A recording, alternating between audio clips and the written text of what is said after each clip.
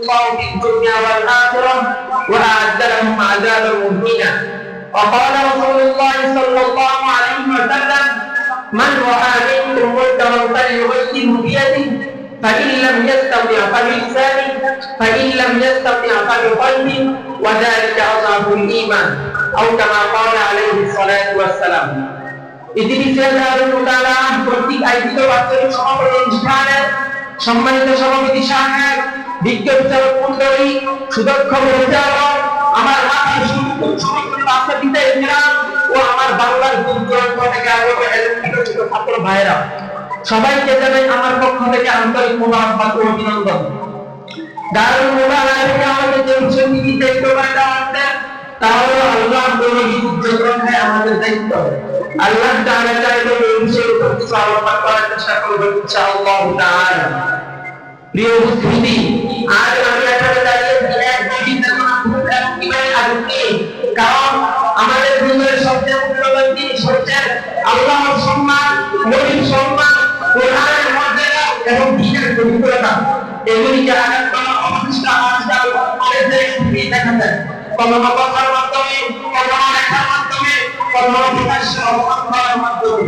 প্রিয় উপস্থিতি, আল্লাহকে অপমান করা এটা শুধু একটা অন্যায় নয়, এটা ঈমানের ভিত্তিতে যুদ্ধ, এটা দ্বীনের সাথে শত্রুতা, এটা মানবতার সাথে লঙ্ঘন, এটা ইসলামের বিরুদ্ধে যুদ্ধ, এটা মুসলমানদের বিরুদ্ধে যুদ্ধ, এটা আল্লাহর বিরুদ্ধে যুদ্ধ।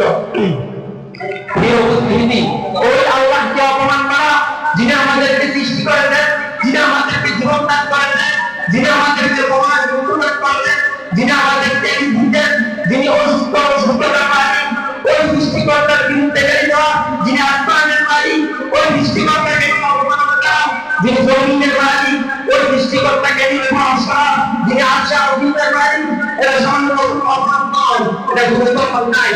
প্রিয় উপস্থিতি, কোরআনকে অপমান করা মানে ইসলামের বিরুদ্ধে যুদ্ধের ঘোষণা দেওয়া, আল্লাহর হুকুমের বিরুদ্ধে আঘাত করা, আল্লাহকে গালি দেওয়া, আল্লাহকে অপমান করা মানে আল্লাহর বিরুদ্ধে যুদ্ধের ঘোষণা দেওয়া। প্রিয় উপস্থিতি, ইসলাম কোনো অন্যায় অভিযোগ শেখায় না। ইসলাম শেখায় অন্যায় অভিযোগ থেকে তাকে তার বিচার করতে, তার চিন্তন দিতে। রাসূল কারীম সাল্লাল্লাহু আলাইহি ওয়াসাল্লাম বলেছেন: মান রাআ মিনকুম মুনকারান ফালইউগিরহু বিয়াদিহি ফাইন লাম ইয়াস্তাতি' ফাবিলিসানিহি ফাইন লাম ইয়াস্তাতি' ফাবিকলবিহি ওয়া যালিকা আযআফুল ঈমান। তোমাদের মধ্যে থেকে যদি কেউ কোনো অন্যায় করে, সে যেন তার হাত দিয়ে পরিবর্তন করে। যদি হাত দিয়ে পরিবর্তন করতে না পারে, তাহলে মুখ দিয়ে বলে পরিবর্তন করবে। যদি মুখ দিয়ে বলে পরিবর্তন করতে না পারে, তাহলে অন্তর দ্বারা ঘৃণা করবে। আর এটাই হলো ইমানের সর্বোচ্চ স্তর। প্রিয় উপস্থিতি, আমরা দেখতে পাই বাতিল বিভিন্ন সময় বিভিন্ন রূপ ধারণ করে হককে বিতাড়িত করার চেষ্টা করে, কিন্তু পারে না, পারবে না। বাতিল যখন ফেরাউনের রূপ ধারণ করে হক তখন মুসা আলাইহিস সালাম রূপ ধারণ করে বাতিলকে এই জমিন থেকে বিদায় করে, বাতিল যখন নমরুদের রূপ ধারণ করে হক তখন ইব্রাহিম আলাইহিস সালামের রূপ ধারণ করে বাতিলকে খোদার জমিন থেকে বিদায় করে, তার বলেন কাবিদার মুসাইলামা বিন কাযযাবের রূপ ধারণ করে হককে বিতাড়িত করার চেষ্টা করে, হক তখন ওয়াহশী ইবনে হারবের রূপ ধারণ করে বাতিলকে খোদার জমিন থেকে বিদায় করে, বাতিল যখন আবু জাহেল উতবা শাইবার রূপ ধারণ করে হক তখন মুহাম্মদ আরবি সাল্লাল্লাহু আলাইহি ওয়াসাল্লামের রূপ ধারণ করে বাতিলের শরীর থেকে কল্লা আলাদা করে বাতিলকে জমিন থেকে বিদায় করে, বাতিল যখন কওম সরকারের রূপ ধারণ করে হক তখন উলামায়ে হকের রূপ ধারণ করে বাতিলকে পাগলার কারাগারে আবদ্ধ করে, বাতিল যখন শেখ হাসিনার রূপ ধারণ করে হক তখন ছাত্র জনতার রূপ ধারণ করে রাজপথে নেমে বাতিলকে এই দেশ থেকে লেজ গুটিয়ে পালাতে বাধ্য করে। প্রিয় উপস্থিতি, আমরা অবগত আছি বিগত কয়েকদিন আগে বাউল নামের এক বাউল নামের এক কুলাঙ্গার, বাউল নামের এক নাস্তিক আমার ওই প্রতিপালককে নিয়ে অপমান করেছে, যিনি আমাদেরকে সৃষ্টি করেছেন, আমার ওই প্রতিপালকের ইজ্জতের মধ্যে আঘাত করেছে, যিনি আমাদেরকে রিজিক দেন, আমার ওই প্রতিপালকের কোরআনকে নিয়ে উপহাস করেছে, যিনি আসমান এবং জমিনের মালিক। আমি তাকে স্পষ্ট ভাষায় বলে দিতে চাই, আমি তাকে স্পষ্ট ভাষায় বলে দিতে চাই, পৃথিবীর শুরু লগ্ন থেকে নিয়ে আজ পর্যন্ত কোন নাস্তিক কুলাঙ্গার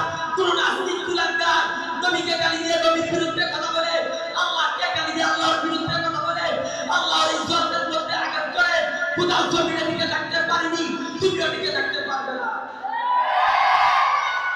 উপস্থিতি, যে নবীকে গালি দেয় নবীর বিরুদ্ধে কথা বলে, যে আল্লাহকে গালি দেয় আল্লাহর বিরুদ্ধে কথা বলে, আল্লাহর ইজ্জতের মধ্যে আঘাত করে, আল্লাহর কোরআনকে নিয়ে পাশ করে, সে যে ধর্মেরই হোক না কেন, স্পষ্ট ঘোষণা হলো তার কোনো ধর্ম পরিচয় নাই, তার কোনো গোত্রীয় পরিচয় নাই, তার কোনো রাজনৈতিক পরিচয় নাই, তার একটাই পরিচয়, সে মানবতার দুশ্মন, সে বিশ্ব সভ্যতার দুশ্মন, সে আমাদের জানের দুশ্মন, সে আল্লাহর দুশ্মন। তার মতো নাস্তিক কুলাঙ্গারের খোদার জমিনে দিকে দেখার কোনো অধিকার নাই। তাকে যেখানে পাওয়া যাবে সেখানে তার শরীর থেকে কল্লা আলাদা করে দেওয়া হবে।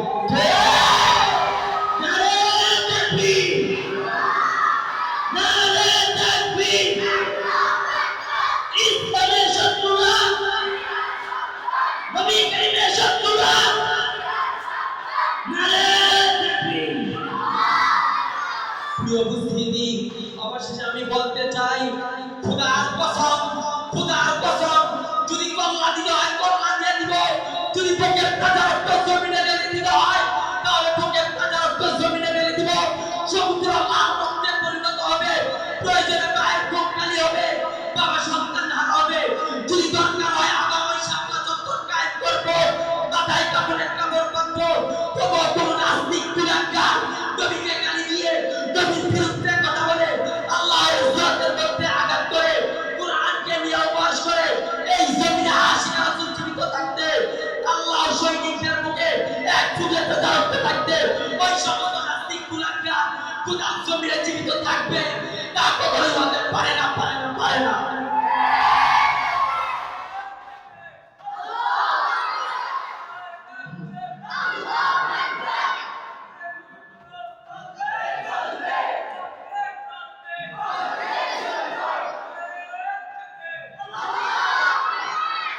আল্লাহ তাআলা আমাদের সবাইকে মৃত্যুর আগ পর্যন্ত বাতিলের বিরুদ্ধে হকের ঝান্ডাকে সমুন্নত করে বাতিলের বিরুদ্ধে সংগ্রাম করে যাওয়ার তৌফিক দান করুন।